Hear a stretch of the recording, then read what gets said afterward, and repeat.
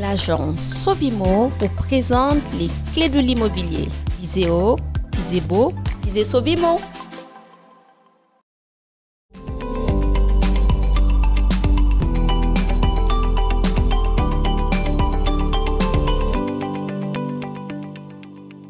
Bonjour à tous, j'espère que vous allez bien. Aujourd'hui, dans notre émission Les clés de l'immobilier, je reçois à nouveau Anne qui me fait l'honneur d'être là et qui va nous parler d'un sujet extrêmement important, le DPE. Qu'est-ce que c'est? Anne va nous confier tous les secrets que nous devons savoir. Bonjour Anne. Bonjour Vassia, merci à vous. Eh bien, le DPE, pour commencer, ça veut dire le diagnostic de performance énergétique. Bon, une fois qu'on a dit ça, c'est formidable, mais qu'est-ce que c'est? Eh bien, le DPE, c'est un diagnostic qui a pour objectif d'évaluer la consommation moyenne d'énergie d'un logement. La consommation moyenne d'énergie d'un logement va représenter à la fois ce que je consomme dans l'énergie, mais également aujourd'hui ce que je pollue.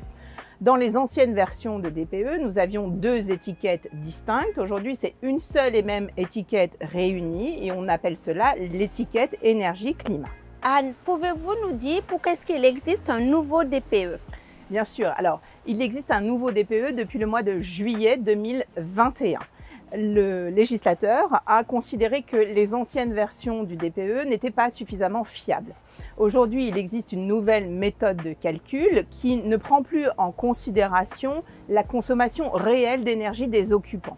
On part du principe que c'est le bâti qui, par toutes les données que nous allons rentrer à l'intérieur de notre diagnostic, va donner un résultat sur une projection de consommation d'énergie. Donc c'est ce qu'on appelle aujourd'hui une méthode de calcul qui porte un nom qui s'appelle 3CL. C'est un peu technique, mais en tout cas, c'est la méthode des relevés sur site. Je vous remercie pour cette précision qui nous permet de pouvoir vraiment comprendre quelle est l'importance de ce nouveau DPE et pourquoi il a été mis en place. Que prend en compte le nouveau DPE? Eh bien, le nouveau diagnostic de performance énergétique va porter une attention toute particulière désormais sur les systèmes de ventilation, par exemple. Autrefois, elles étaient recensées, mais pas détaillées. Également, ce que l'on appelle aujourd'hui le confort d'été. La maison a-t-elle des fenêtres sur une double exposition? Eh bien, par exemple, cette double exposition de fenêtres aujourd'hui est renseignée à l'intérieur de ce nouveau DPE. Ce que l'on va également prendre en compte, ce sont les systèmes de climatisation que nous ne relevions pas sur les anciennes versions et tout un tas de points de contrôle également qui restent inchangés, à savoir le mode de chauffage, le mode d'eau chaude, comment est-ce que je fournis ma ventilation, est-ce que c'est donc une VMC, est-ce que c'est une ventilation naturelle, est-ce que c'est par ouverture des fenêtres. On va considérer aussi l'exposition des fenêtres et des murs désormais.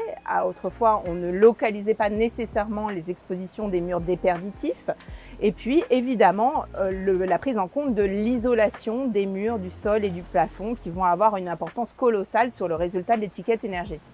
Voilà pour les changements essentiels. Et autre chose, très important, non plus cette fois-ci sur les relevés techniques de la maison, mais sur le sens, encore une fois, et jusqu'où va ce DPE. Jusqu'à l'ancienne version, c'était une notion d'information que l'on donnait à son acheteur ou à son locataire. Désormais, le diagnostic doit vraiment garantir la donnée qui est relevée à l'intérieur et ce fameux DPE est devenu opposable. La notion d'opposabilité veut simplement dire que si un acheteur n'était pas d'accord avec les données qui sont renseignées à l'intérieur de ce DPE, pourrait tout à fait demander soit une réduction de prix, soit un dédommagement qui lui semblerait juste. Donc ça, c'est très important, la notion d'opposabilité dans ce nouveau DPE. Oui, parce qu'avant, on ne pouvait pas... En fait, ça ne servait à rien. Ça, c'est oui, alors que maintenant... Maintenant, tout le monde les regarde. C'est ça.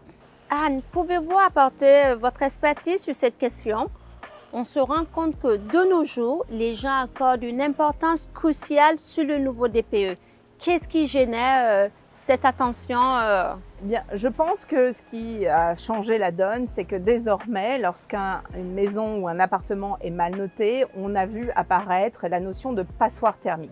Oui. La passoire thermique, c'est lorsque ma lettre est très mal notée et qu'elle descend dans les notions de F et G, par exemple.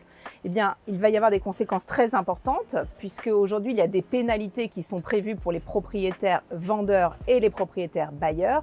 D'une part, dans la location, pour le moment, il y a gel des loyers pour les passoires thermiques et dans un second temps, il y aura interdiction de mise à la location de ces appartements. Oui.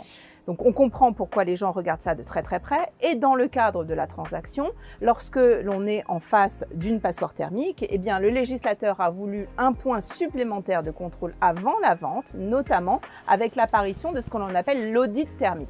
Eh bien, l'audit thermique, lui, a pour but, sur les passoires thermiques, d'aller encore plus loin et cette fois-ci, non plus de faire des recommandations de travaux qui pourraient permettre de sortir de cette étiquette, mais avec des obligations de travaux, finalement, à terme, qui permettront bien sûr de sortir de l'étiquette. Et les obligations de travaux qui seront listées à l'intérieur de cet audit énergétique doivent absolument être garanties, c'est-à-dire que si je vous dis demain, vous passez en pompe à chaleur, par exemple, le diagnostic qui est fait en termes d'audit garantit le bon résultat si je fais ces travaux demain.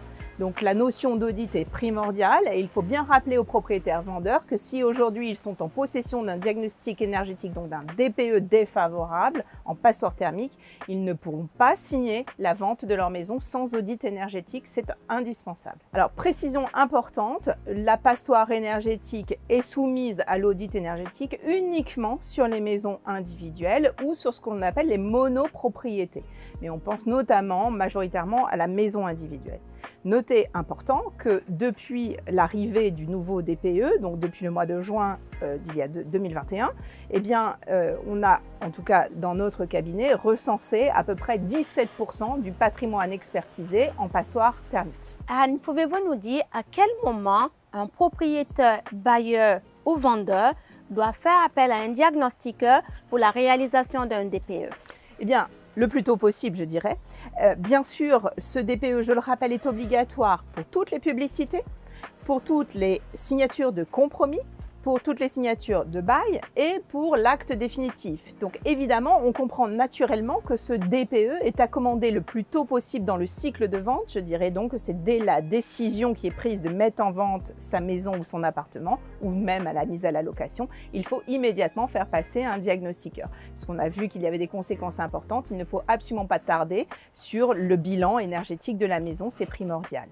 Et puis, important, puisque ces diagnostics sont aujourd'hui obligatoires à la publicité, ça veut bien dire que lorsque je suis soit propriétaire client particulier ou client d'une agence immobilière, dès l'instant où je publie une annonce immobilière, il faut savoir que 83% des personnes qui regardent une annonce immobilière regardent le résultat du DPE. Donc aujourd'hui, c'est un point essentiel sur la condition d'achat finalement de quelqu'un ou même de prise à la location d'un appartement. Aujourd'hui, les gens deviennent attentifs et on le comprend aussi naturellement avec l'augmentation du coût de l'énergie. Il est naturel aujourd'hui de donner cette information le plus tôt possible dans le cycle de vente. Focus important également, l'audit énergétique dont on a parlé tout à l'heure, nécessaire et obligatoire sur les passoires énergétiques, sur les maisons individuelles et en monopropriété, est également indispensable dès la visite d'un potentiel acheteur. Donc c'est très important de savoir que je dois pouvoir donner ces documents à quelqu'un qui viendrait visiter ma maison. Très important. Point très important également, dans le DPE, à la fin du DPE, le diagnostiqueur doit faire des recommandations de travaux à l'intention des propriétaires. Ces recommandations de travaux ont pour but de sortir de la passoire énergétique et pourront, pour la majorité des gens, être accompagnés avec des aides financières. Donc, on est accompagné par MaPrimeRénov' et à l'intérieur du DPE, tout ça est indiqué pour avoir un lien directement pour voir comment je peux être aidé sur la rénovation énergétique de ma maison ou de mon appartement. Anne, je vous remercie pour toutes ces précisions.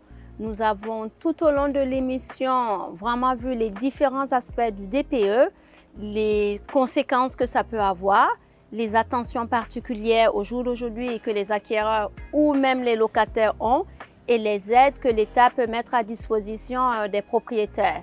Merci pour votre expertise sur cette thématique. Merci Vassia.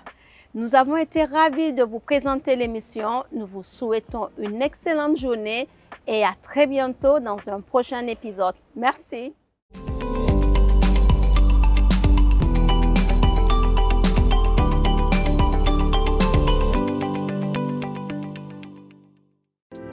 l'agence Sovimo vous présente les clés de l'immobilier. Visez haut, visez beau, visez Sovimo.